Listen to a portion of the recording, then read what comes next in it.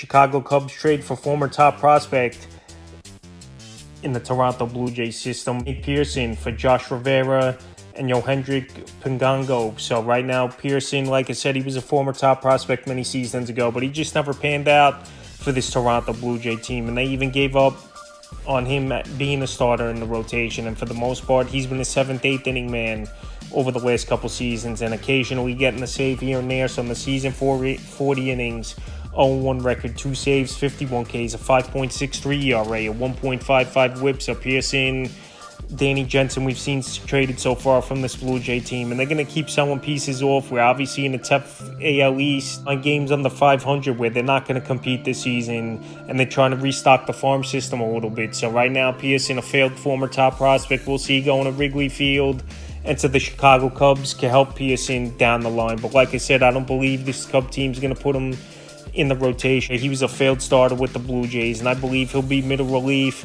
or maybe a setup man at best for this Cub team. So in terms of fantasy baseball, unless by some chance he goes in the rotation this season, I don't see Pearson as someone with fantasy value. Maybe next season, if they stretch him out in the offseason and make him a starter, is where he could have value and reach possibly full potential, where coming out in the minor leagues, they thought he was going to be the next big-time prospect. So Nate Pearson traded to the Chicago Cubs, and we'll see if a change of scenery could get his career kick-started for this season and the remaining years of his career.